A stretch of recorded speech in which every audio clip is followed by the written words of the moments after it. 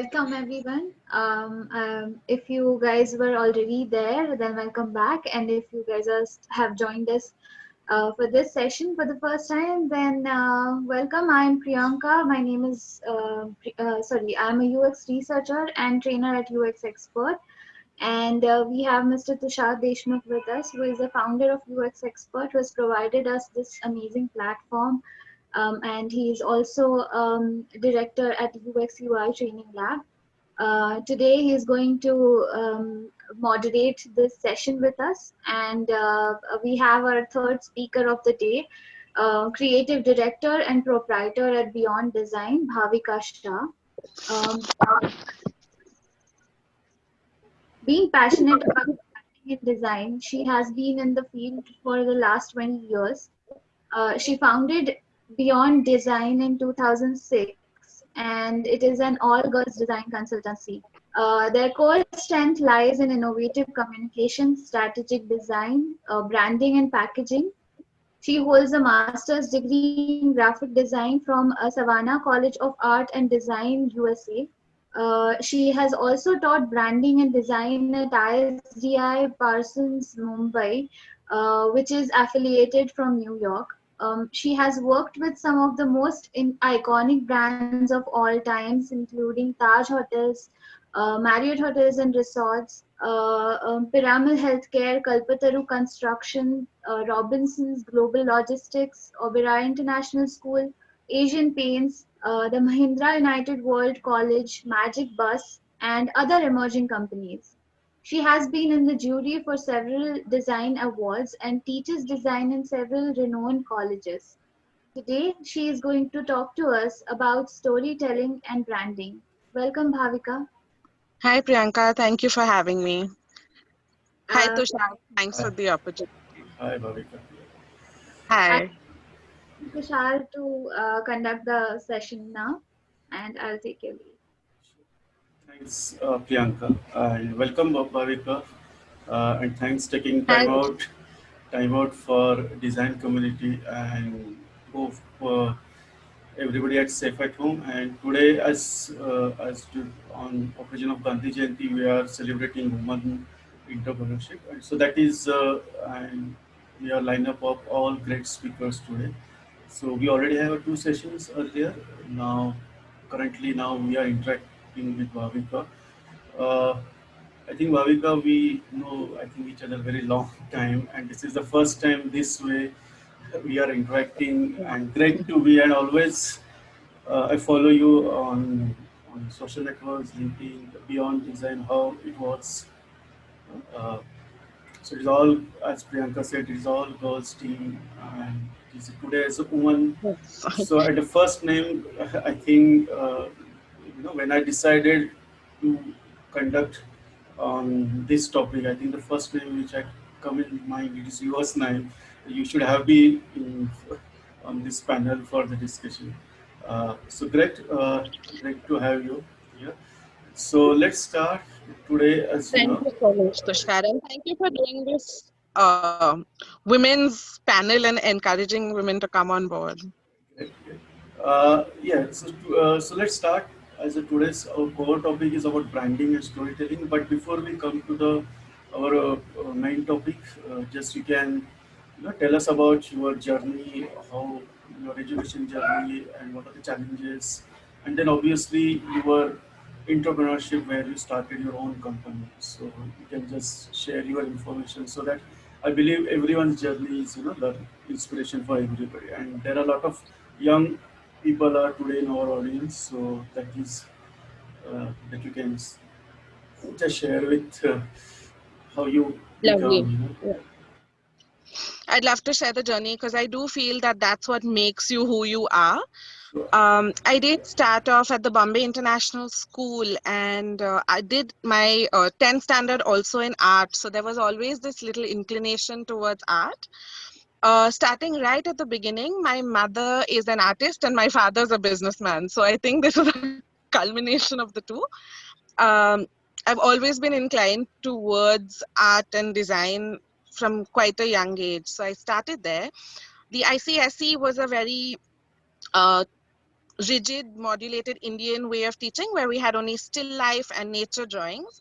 After that, I went to the UWC, which was again a bold move by the parents to send me because we were the first IB batch in India. And learning art there really changed my perspective towards what art and design can be. Um, at that point we learned that, we were actually, I'll give you this example because it's a nice one. We were put into small rooms, and I was the Indian student, there was a Polish student, Australian student, and we were told to use our art skills and do whatever we felt like. And when we came out of the room, I had started with a little, crayon on the side of the room, and the Polish student had taken buckets of paint and actually thrown them around. So it kind of gave you perspective into how we were wearing horse blinds, and we needed to sort of remove it and break boundaries and sort of, so much was possible. And that's when my eyes opened to things that are possible. Post that, I was told to do my bachelor's in India, and at that point, I was quite against my parents because everybody went abroad. And today, very grateful because I feel that Indian sense of design and aesthetic came in when I did my bachelor's at the MS University in Baroda. And I feel we have such a strong culture, story, design sense, aesthetic in India, from all our old carvings to everything that we have around the country, embroidery, and every art skill that we have. So that's where the base started. I went after that for my master's to the Savannah College of Art and Design in Savannah, Georgia. And there I sort of opened up to minimal design, semiotics, infographics. So this is the base story where the culmination of minimal design and Indian aesthetics comes into play together, which is what we try to follow as the brand language for Beyond Design.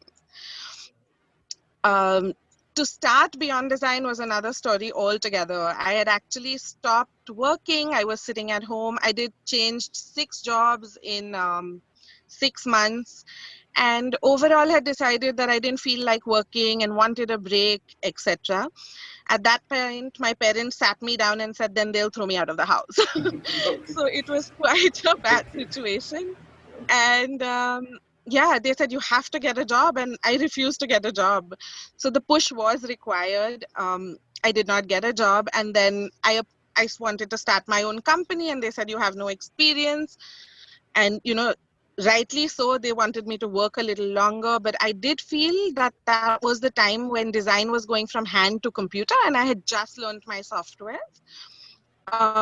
Everyone in design studios in India was still hand drawing logos, which was a big jump for the design field. Right. And that's when I took a small loan of 24,000 rupees from my nanny, um, who gave it to me but insisted she wanted it back. And that pushed me really hard to sort of start working from my bedroom with 7 interns from JJ College on my bed scribbling because we had one computer. But yeah, so the push from the parents, the loan from the nanny, a lot of family support, and that's how it all began. And being very young and for some reason happy to take the risk at that age. I was all of 23 or 24 years old when I started. I think that was really a quite fascinating start you have. Uh, and you can just tell about how your team is all about and how you build up your team, because when we talk about design, then we should have a correct resources with you, because you should have that mindset.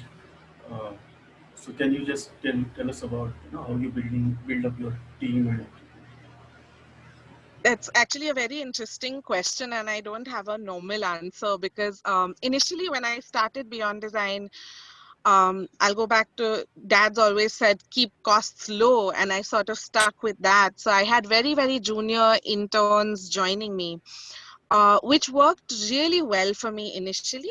But then I had MBA students approach me and say, hey, we want to join you to run your studio. And we had the clientele, we had good work with God's grace coming to us purely through word of mouth. And as you know, I don't believe in awards. We don't do much of press. So I've never participated in anything beyond. So the name was not out there, but we had MBA students approach us. we didn't take that path. I had one or two girls join me who said, we'll work free for you, and we still want to, work and figure this out. And that's where the passion lied. It wasn't about them working free, it was just about that commitment. The attrition rate in design is very high, but being an all girls team, we've been very adjusting to people's timings, people's home situations. And I can proudly say that the team today is a bunch of girls who worked with me 10 years ago. Great, And they've great. actually come back to me after doing several jobs. And they've come back as married women with children, but they know that there is the flexibility. So today was, for example, a working day for us. And I did realize that all of their family members had a holiday because of Gandhi Jayanti. And we just decided that they can do the work as and when they please over the weekend. So we don't run away from the work. I can again very proudly say my team has been my strength, and they've never missed a deadline. We're still all in touch, and we just calculated we've been around 112 girls over the years, and I never Great, have great, more great, than 10 at a time. great. So yeah, it's been lovely. I've had a fantastic team all through, a balance of copywriters, illustrators, and designers.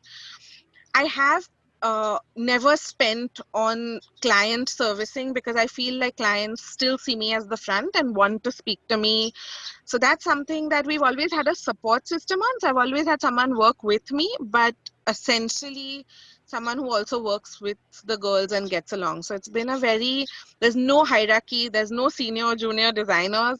An intern does the same job a senior designer does. And I feel like today some of my best interns have done fantastic logos for really big brands. So yeah, it's who Yeah, feels creative on which day.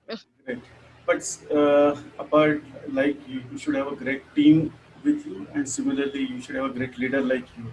So, just can you tell me how you manage being, house? You have to manage kids and everything, and then you have to manage the company. And how was that struggle, and how was the journey with you? It's not always easy. I'm not going to say it's easy. Being a woman entrepreneur, there are so many hiccups that come in your life. But again, I've had very, very supportive in-laws and a fantastic husband who's always pushed me.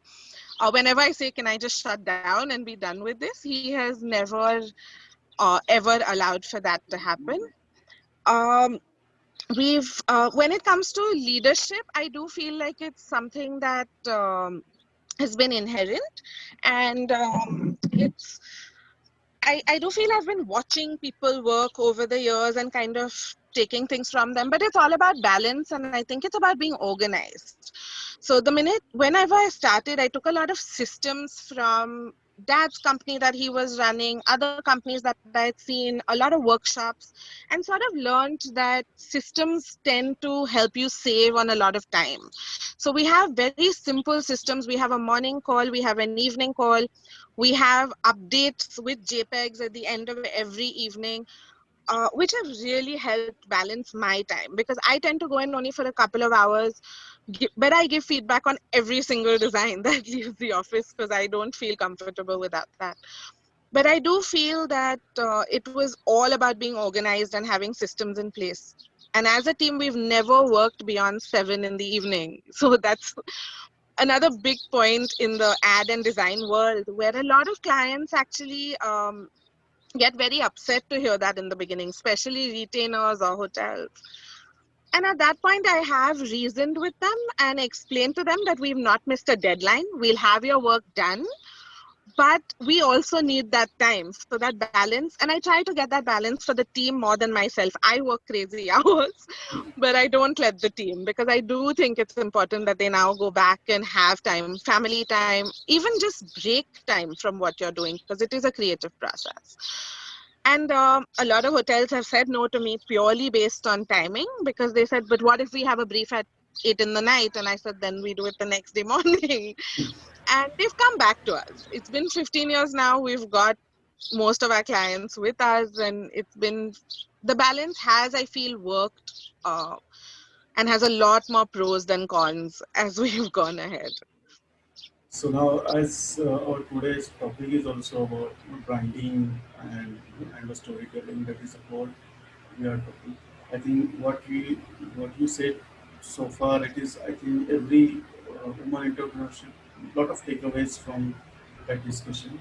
So as we talk about clients, as a earlier client, and so can you tell us, what kind of clients you work so far, and or maybe specific brands which you work, and you can give us a couple of examples. How was the journey with them, and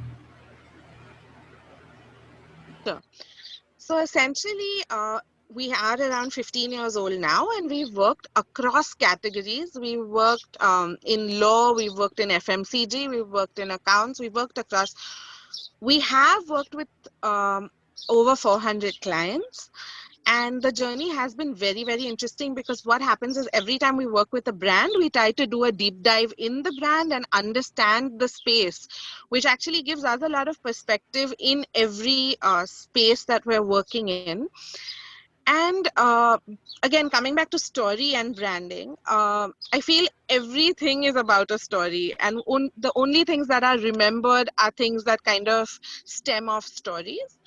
When it comes to clients, we have a few very interesting stories. I'm happy to share one. Because examples is the best way to do this. We had a company called the Goodness Company, where it's a company that basically has products only that are good for you. So they are essentially bamboo toothbrushes or copper vessels or even date sweetened chocolates.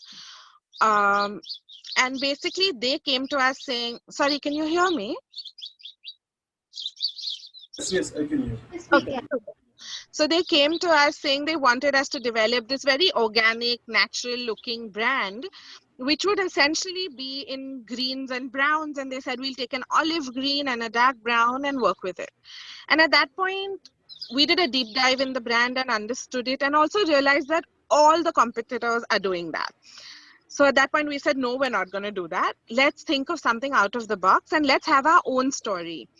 So we decided to do and work with the brand in black and white, because we also said black and white is very honest, it's very truthful, there are no gray areas. So we converted the whole brand to black and white, and then every product was very colorful.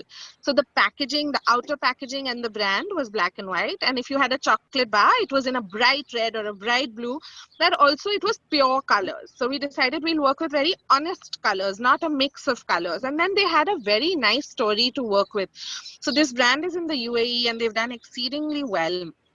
And so similar stories for brands. When we worked with Rahul Akirkar on his new restaurant, Qualia, we hand painted the logo because he is all about doing everything by hand. And, it was all about a interesting finish to the logo, and he didn't want a basic shape. Also, we do try and do a lot of our work by hand initially, because otherwise everything looks like it's come from Pinterest. So this is something for every designer who's listening. I think we have to ensure as designers that we don't copy or use too much. I mean, we can use it as inspiration, but not an identical reference from the internet. Purely because in the last 1 week, I've seen at least 10 brands, and now people are mocking at it, that are designed by great design houses, but are complete copies of other brands. So as a design community, I think we need to really pay attention to this and sort of correct how we're doing this, or how our designers and our team are working. Um, yeah, so those are a few examples of brands that we've worked with and kind of changed their path and their story to make sure that we get an interesting version of it. So, with respect to same, okay, as per, you have so much experience with handling so much great clients, and so what you think about, so what is branding itself, and what is your approach when you take up any project, or when you face start with any particular client? So, what is your methodology or approach, and what is branding itself as per your views? So I'll start with the first part of your question on what is branding to me. And over the years and studying and going through books, we came to a very short definition of how a brand is a promise and branding is a promise delivered. Just to expand on that, I feel like a brand is not something that you see on paper or on screen. a brand and a branding process is something that you see through an organization.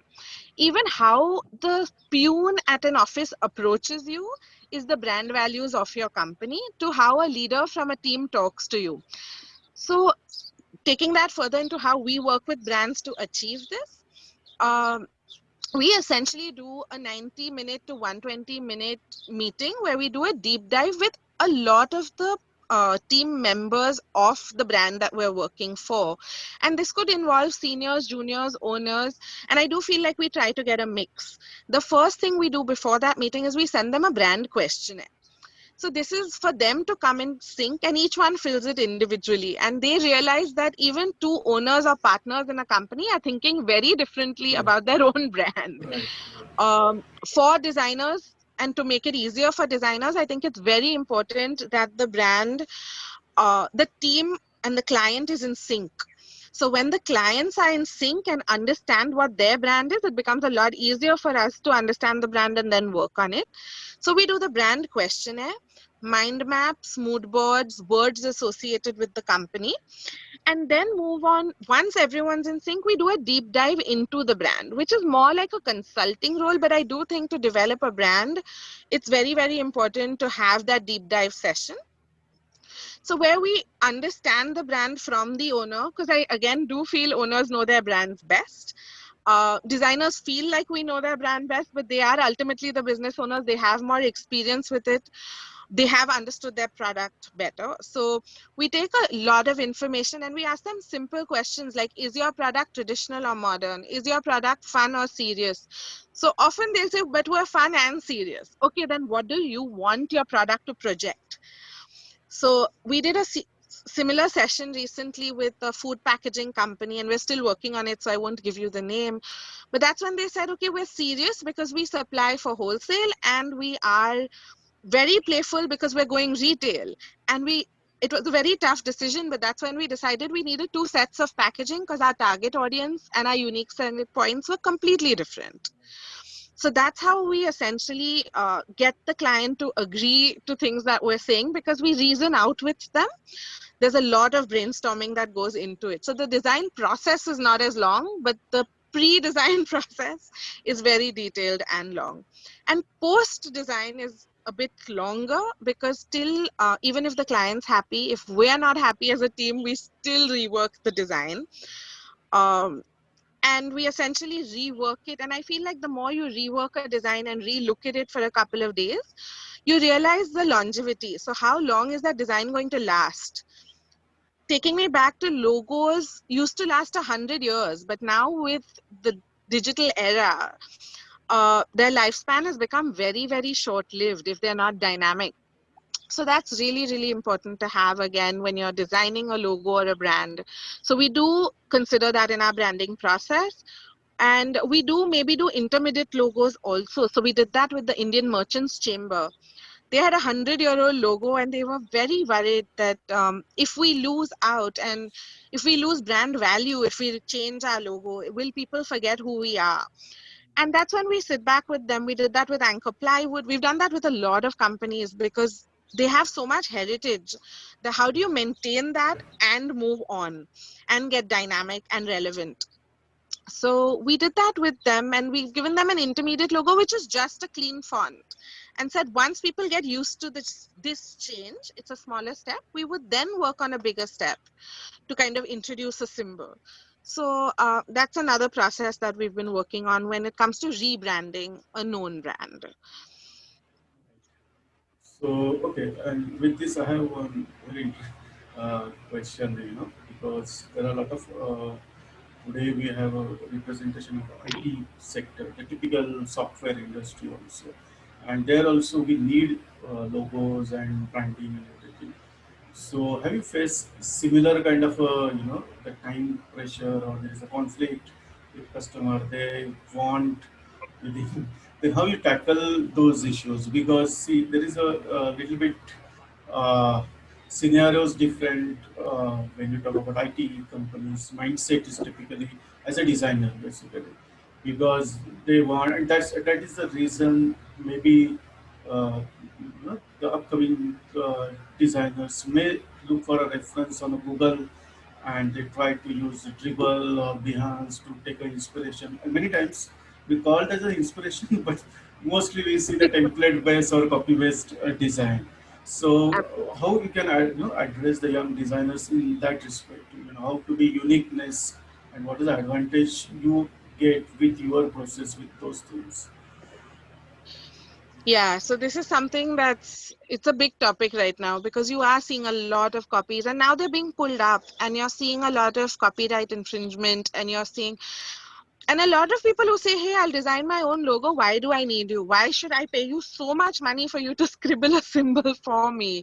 Yeah, And that's when right. sometimes we do the deep dive process without a charge for them to understand that we do know what we're talking about. So for the younger designers out there, thinking design, not just copied design, why you put every mark on the paper, why you put a dot at the end of a logo or even a sentence becomes really important. Do you want it to be a dot or a comma? It might not be grammatically correct, but do you have a design language for that in your logo, in your branding? And every single, so when I work with my team, my question back to them, we start with sketching because I do feel we still start by hand. Because the minute you look for referencing, you are getting very influenced by what you're seeing, and it's only natural. I'm not saying it's something that's wrong. It's natural because you see the references, and then when you're sketching, that's all you think about. So we do, when I give them a brief, the first couple of hours is only sketch without looking at the screen. That actually gives us a very strong platform to begin with. Post that, when you move to the screen, it's okay to take a color combination that works for you because we all reference timelines are always tight, being very, and I mean, anyone we ask, when do you need this? Yesterday. No one's given me 6 months for a logo. Right. So this is another thing that in college you do get, but you don't after. So often designers join us and they wonder why, but this is purely because people don't have that kind of time. Before I divert into that, I will come back to what you asked. So essentially, I do feel that sketching, deep diving, and thought through design. Think of what is very real, what is relevant to your client. And trust me, no logo works for two clients, even in the same industry. Today, whether it's a juice brand, it their brand is different, their personality is different, their founder's personality is different. Today there is several design studios, but today Beyond Design has developed its own language, and other design studios have their own language, and today clients come to you because you have your language. And the same thing goes with food packaging or spice packaging or anything, and your clientele and your founder need to relate to it. So I do think being real, relevant, and relatable is very, very important when you're designing. In COVID times, just to put it out there, Yeah, clients sure. have come to us with 2 days for a logo. And at that point, I have said, no, I'm not doing justice to you. And reasoned with them why, done a brand deep dive and exercise, a questionnaire. And at that point, they're like, okay, we will take a month to understand our brand. So often you put it back in their court and say, no, you are investing so much in your brand, and your brand is your baby. And this is a child you are going to grow up with. So if you want it to be a presentable adult, you do want to give it that time and attention that you give a child. So that's how Right, we work right. with a lot of Yeah. our clients. So Yeah, indirectly, you're talking about the personality for the brand itself. So I think that absolutely. related to the even the identity of that brand itself. So what is your take in for that? How you build, what are the efforts you take for to build this identity itself? We put in most of our efforts in that because I do think that the identity of a brand and the personality you give it is who it becomes as you go forward. Um, a lot of our brands say, but it's just a quick symbol, we'll change it later. No, you can't have a baby, give it away, and have another one because it's not going to carry the traits of that one forward. I keep referring to a brand as a baby because it becomes a really simple way for people to understand, Right. uh, and your clients also to understand that it's not something you can keep changing.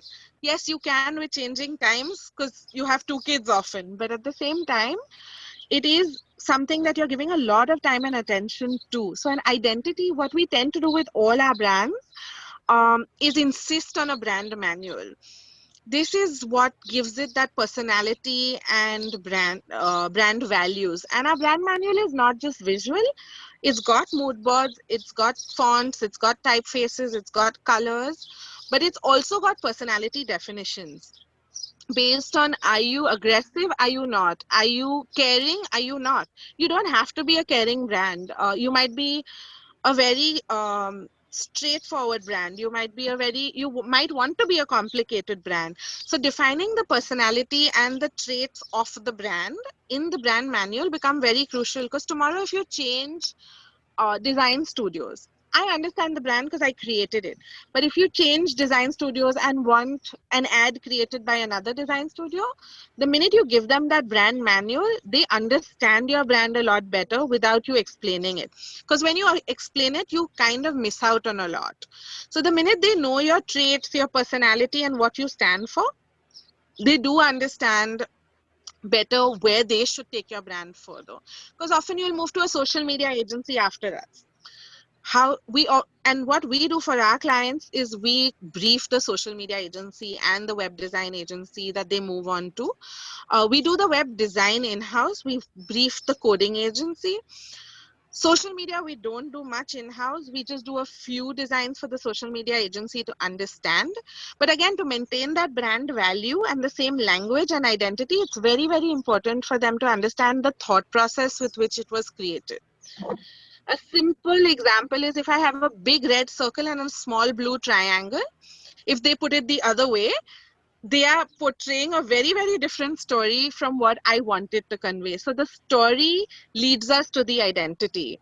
And before we touch any brand logo, we make sure we define its story.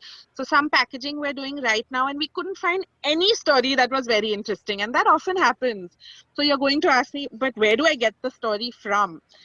It could be the life story of the founder. It could be where your factory is located. It could be the story of a cow around where your story is located. But um, it is very important to have that base and foundation, because it is the foundation of your building. And then all your blocks are being built on that. So basically, it is I think in UX terminology we call it a user research. So it is all about, I think, research a designer has to do. So coming back to Absolutely. we are talking many things about logos, and logo and branding is very very associated with each other. So, what is the exact role of even logo, or when you create any illustrations and any design element? So, how they value added in the branding, and what is your take for that? So, putting it very simply, again, the logo is the soul of your brand, and then you're building everything visual around it. So, the logo is what should convey your story. That being said, a logo without a story is just a symbol. A logo Correct. without an identity is just a mark, and then that doesn't. So, they do go hand in hand. uh, Again, very, very important when you create a logo to make sure it's not something that exists, because a logo is something that someone's going to live with. We're finding this a lot in the market, where logos are complete copies of what exists.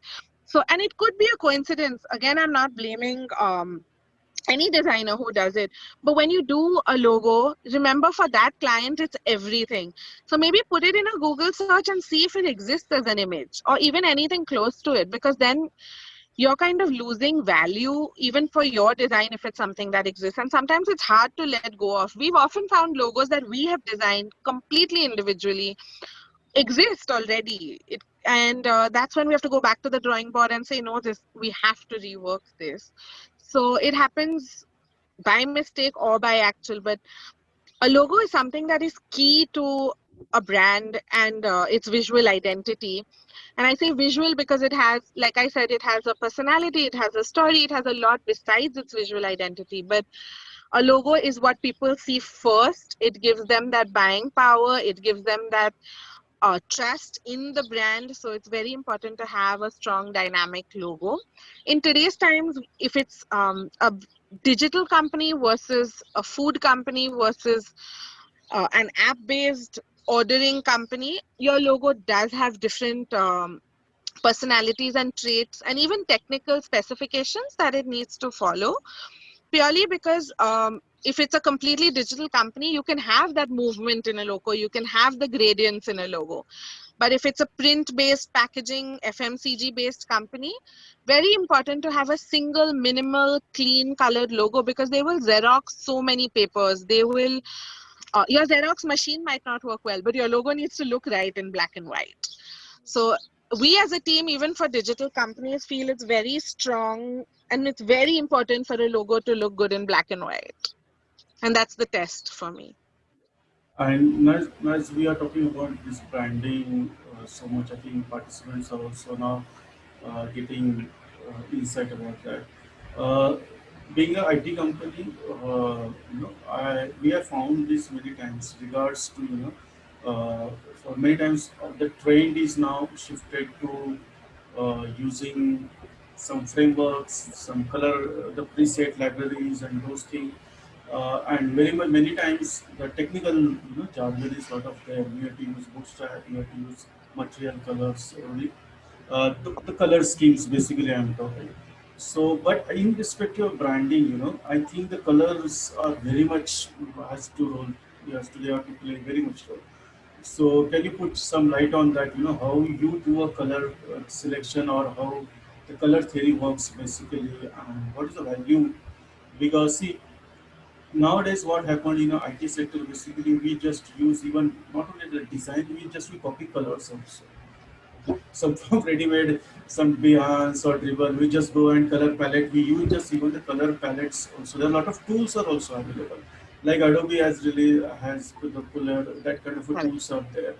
So what you think, the people or designers should, definitely there is a need of that also, but as per you, as per your understanding, the color theory is, I think, crucial role has to play. So you can just put a light on that also.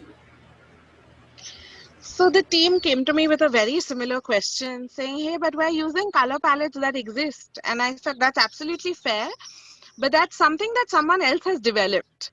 Correct. So their next question was, how do we develop color palettes? And we gave it a lot of thought, saying, where do color palettes come from? How are color palettes made? And how do we want to make color palettes? And how do we want to be different?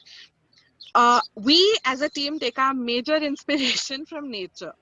So now what we do is we pull up a very interesting photograph and we realize that the green of the grass and the blue of the sky work together.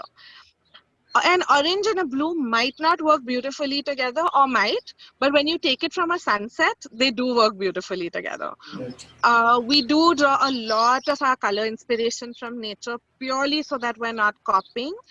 That being said, we do stay away from a lot of colors. So we're now working with a financial firm who last week told me that Standard Chartered green and blue will work for us. So that's when I turn around and say, no, but that's what we don't want to do. Because when they look at you, they should not think you're Standard Chartered. So that's when we turn around and say, but why don't we develop palettes? And they say, no, no, no. How can you change that? That it's a formula that works. To us, we give them the palette. Sometimes clients agree, sometimes they don't. Again, being very real about the situation. But I do think that a lot of clients have been convinced, like that organic brand in green and brown. And today they're black and white and they're so happy with where they're at. So again, this stems from your mood board, your mind map, your thought through design, and then take colors that depict that personality. Today, if you're a strong, aggressive brand and if red works for you, it works for you. But don't take red if you're a muted, but you can definitely take a red if you're a muted brand if you take the right shade of the red. So the shade, the tonal value, the contrast in your secondary color palette, a lot depends on, and each color comes with a lot of personality. So for a couple of years, I was only teaching color theory at Shrishti in Bangalore. And there we focused a lot on going out, taking photographs, seeing today the number of greens you can get in nature, no Adobe software can yet give me. So I do feel like our color palettes outside are so inspirational. even if you look back into Indian design, into embroidery, yes, we did use very, very bright colors. In some, we used muted in some. Maybe we didn't use them in the right combination, but because they were natural dyes, they were so beautifully. I mean, if you just pick those colors, we have a lot of ready color palettes online, but how do we break out of that? How are we different? I think this is a great way to do it. Birds in their feathers, you have fantastic color schemes. So if we go back to it, my mom's always painted nature, so I've kind of looked at that and sort of realized that nothing beats flowers, birds, and nature for color. Exactly. That thing I think people should learn as a designing and upcoming talent is for that. Basically, the color theory it is not a rocket science. Basically, it is there, and you have to just Yeah. absorb the colors. But when we talk about It's even simple to copy them. Sorry, it's right, simple to right. copy them, but to actually create your own color palette has a different level of happiness that comes from it if you're passionate about doing color. And it's probably now next logical question will be now we're talking about color, and color brings a lot of emotions also. And even in the brand, as you said, we can get inspiration from the founder's story also. So a lot of things there, then a lot of emotional touch, because maybe some brand it is for the legacy brand, so they have a lot of emotion attached with them. So how you tackle with those things, and what your approach, as in beyond design, what look, how much any designer put emotion as a priority, and how they can bring back emotion in their in designs. So I think the emotional quotient is a huge part of what we do. Um, in a branding exercise, I would say it takes up to 30 to 40% of um, the importance when you weigh it with other um, parameters. But essentially, and there are different ways of tackling emotion and the different ways of having emotion. So if it's an old legacy brand, like you said, the grandfather has an emotion, the father has an emotion, and the son doesn't care about those because he says we need to move on. When it comes to, and at that point, we as a studio, we go back and we interview all three, and we realize that the son has the same emotion and the same passion, but the grandfather has a different way of showing it because his emotion lies in his founder status, in what his initial thoughts were. And then actually, that is where a lot of strength lies because that is his story. So we kind of link emotion back to story and tell the story from there to the front, and then pick the part of the story you want to tell. But different, maybe your website can have your more dynamic because it's quicker, people have less time approach. But if you're doing a brochure, maybe it's nice to put the entire story in. So where you put which parts of the emotion in a family run business becomes really important.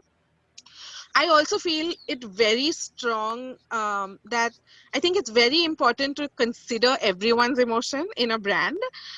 Um, because it there's a legacy to it, and you can always pull out things that are very, very comforting from a founder's story. So that is how we work with older brands. But when it comes to newer brands, which are startups, you build a story, and we try to build every story around emotion because that emotion that made you start the story, the emotion that made me start Beyond Design saying, hey, otherwise I'm going to be thrown out, or hey, my parents really want me to do this and they're going to back me. So there was a gut of, I have the support.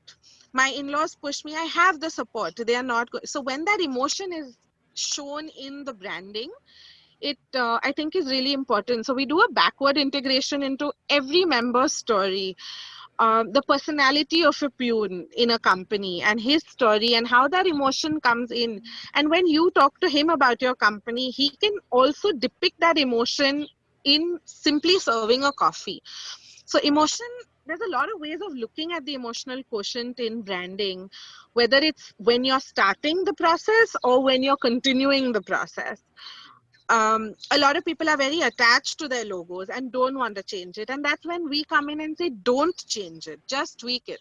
Because there is a lot of emotion. Since you are connected to it, you're one person, but your thousands of clientele are also as connected to it. So you might not want to change it completely. You might want to just make it more relevant and more relatable for the youth if that is your new target audience.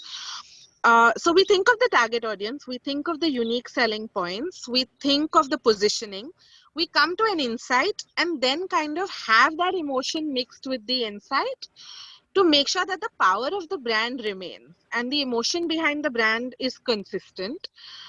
There is something called happiness in design, you know. So there's a lot of brands which are just like, we want that quotient to come in. And then that becomes a tough one to kind of show. And we're working with a current packaging brand where he's like, I just wanted to feel happy, you know, because today people are going through so much. And with COVID, with being at home, with joint families, with illnesses, with different aspects. And I want a family to share this food, and all I want it to look is happy. So people are coming with briefs that are emotion based, which is absolutely fantastic to have. I think that was a great answer. And before now, we open floor for questions to the audience. I have one last question from my side. See, so now what?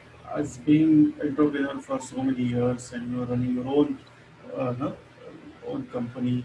So, what is your advice for the young girls or young boys are coming to this industry? They want to become, because today there is a strict confusion between they have whether they want to go to the UI or they want to go to the front end development, because I have seen a lot of creative people are shifting their career to the technical side, and after a few years they got frustrated. Whether I'm not getting those inspiration, because maybe the process oriented company, way the IT company works, and and reverse way also. Many people are technical, but due to some reason they want to shift to the design. So this battle is ongoing battle between. That's why we have UX, UI, the confusion all around the industry. So, Absolutely. so what is what is your advice? What they let's say what they want to start. What they prepared and what where they can reach, where they can start. Because I believe not all are coming from a design school. That is also one of problem we face when we go for Yeah. a hiring. So we never we. I think you are lucky in Mumbai that you get a judges school of students, right? Uh, Unfortunately, in other, because we know how JJ is, build people and as a designer perspective.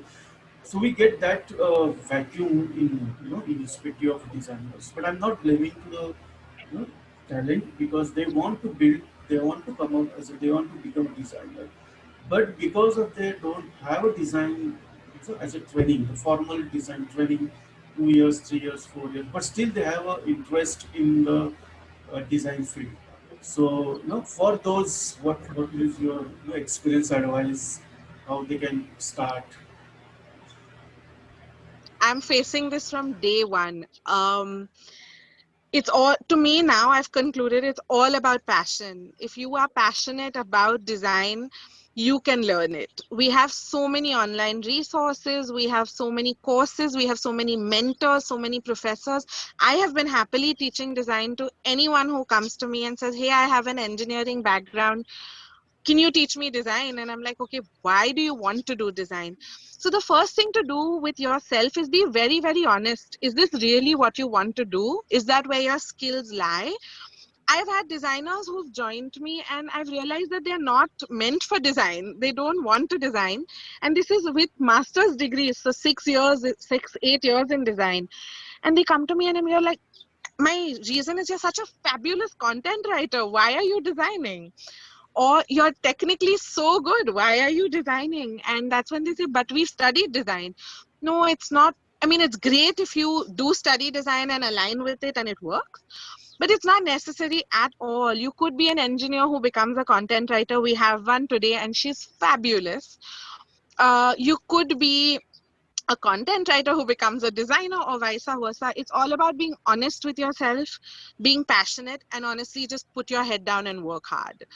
uh, the harder you work in what you really want to do, it's going to work for you. I had no MBA, I had no business skills, But I do think that today I'm better at business than design. And it's just what has happened over the years. 15 years of running a business, I'm doing accounts, I'm doing client servicing, business management, costing, and things that I have never learned in my life, but I've learned on the go.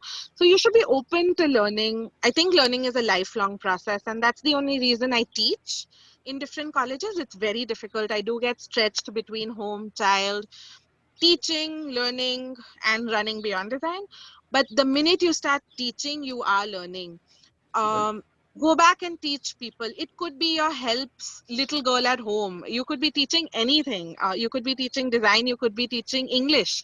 But the minute you're teaching, you're learning a lot. You're also learning about emotion, storytelling, branding. It all comes with it. So as long as you're honest, passionate, and real about what you want to do and you put in the work, I think, I mean, if you ask yourself, you get the answer somewhere from within on what you're really cut out for. Don't fool yourself because you've done a degree in design or a degree in engineering. All doors are open. We don't hire based on degrees, we only hire based on passion.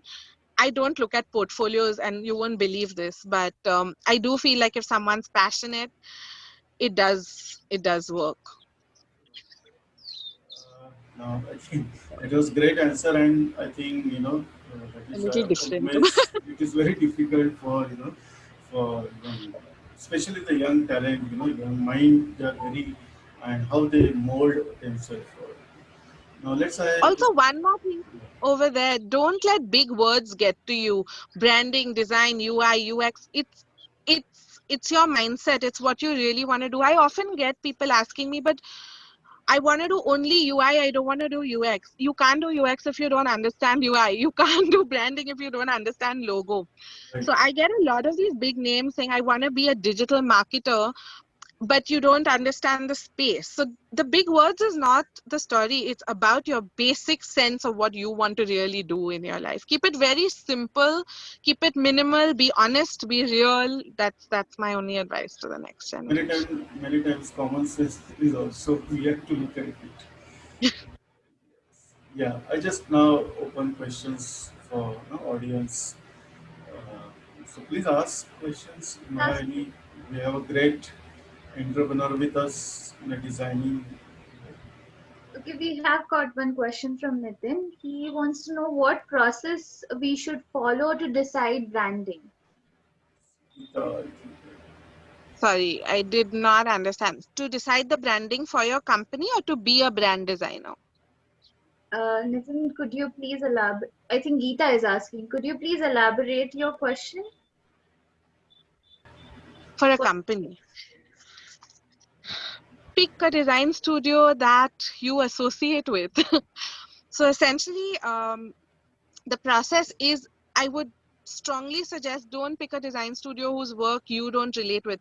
Maybe Beyond Design does very minimal communicative design, and that's not your style. You want something more kish, more Indian. Then find a design studio, do a little research, speak to 10 studios. Don't narrow down on someone who will brand for you overnight. And before you speak to your studio, definitely do a little bit of research on your own brand. Who do you think you are? Where do you want to be in 5 years? Who is your target audience? What is your selling point? And hence, what do you want your personality to be? Because the minute you understand your brand and pick the right studio, your branding process becomes very, very simple. Post that, it's your name, logo, brand manual, and all the technical stuff that follows.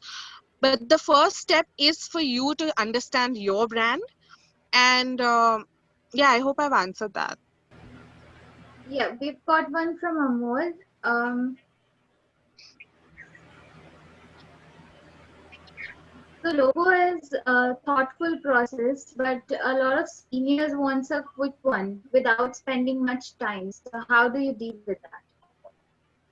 I am the senior who tells them to give it in minutes.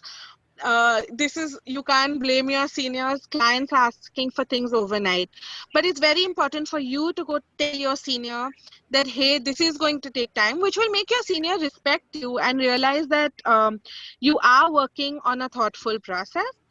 That being to launch in COVID times, purely because I need to The brand is a sanitizer. It's only valid right now. If I don't launch right now, I'm going to make a loss.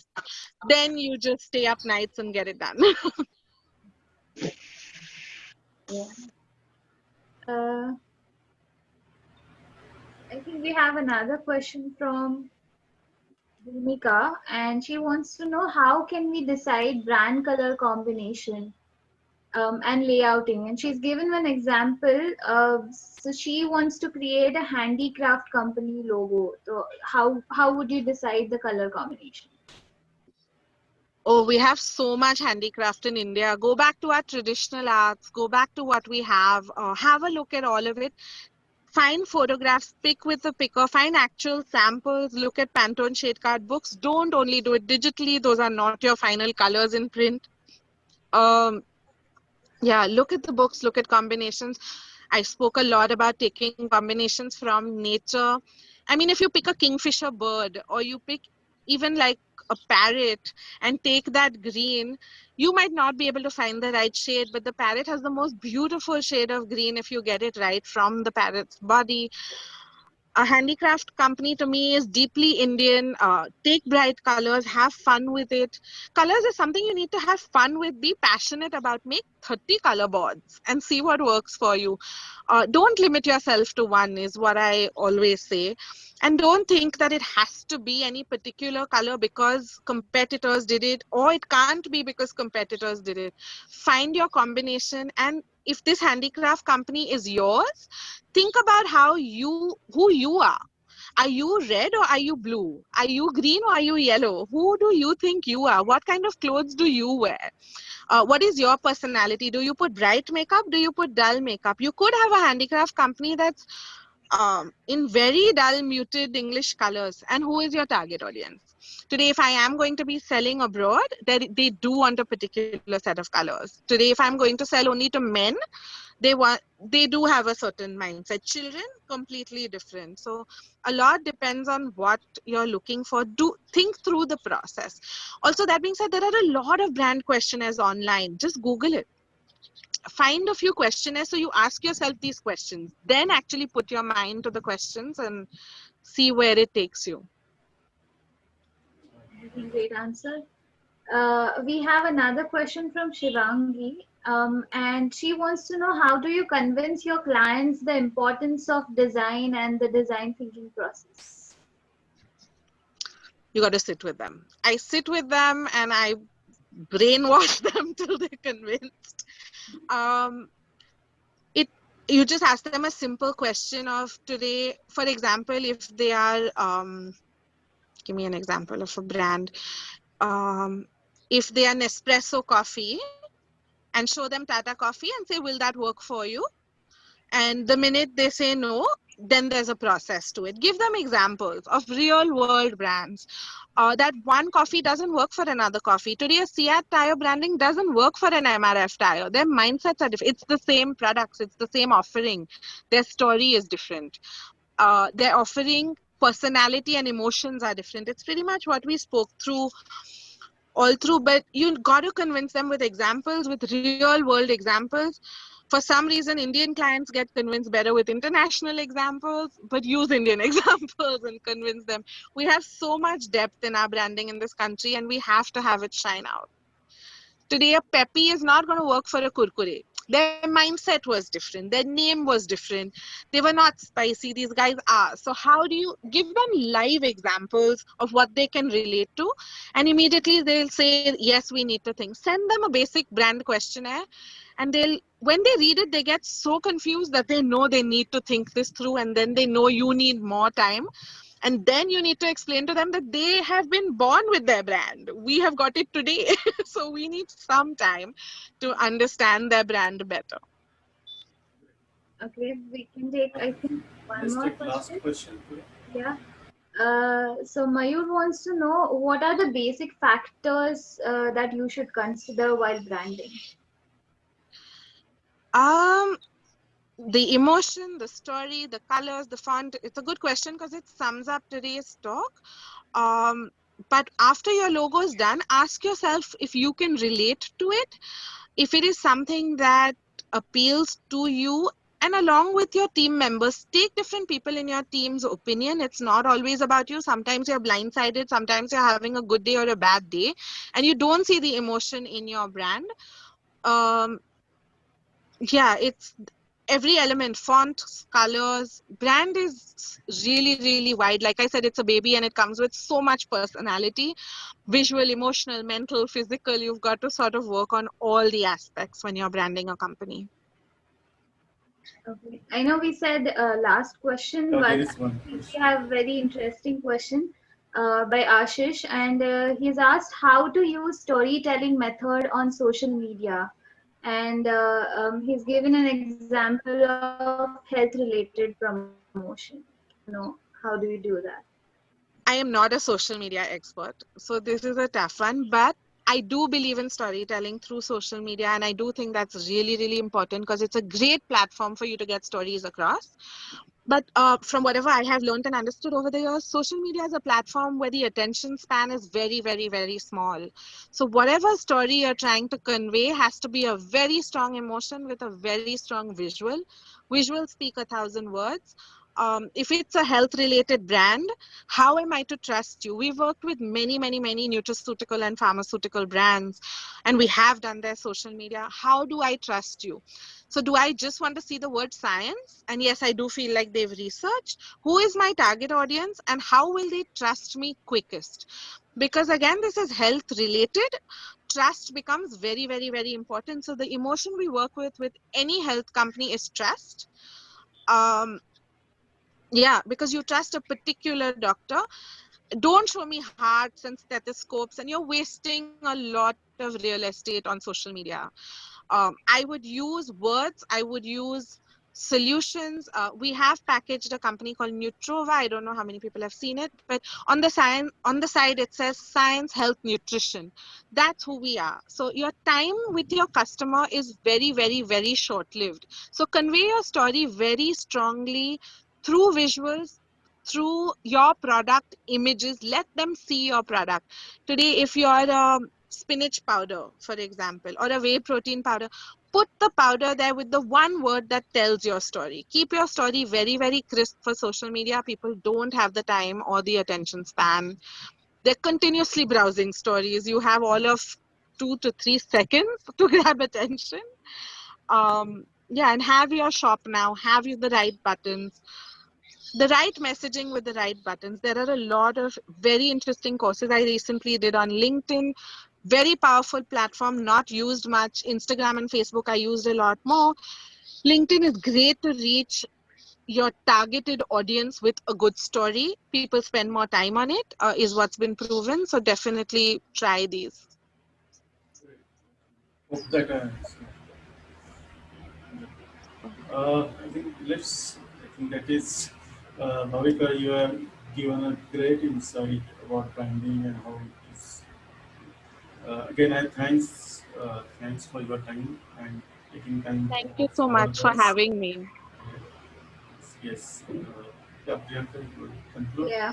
Thank you. It was a really nice session and I learned a lot. I hope everybody else also learned from it. So thanks for your time again. Thanks, And Priyanka. our next session is going to begin at 2:30. So we'll all be waiting for you guys. Go get a lunch and then we'll see you back again. Bye bye. Bye bye. Fabulous. Thank you. Thanks.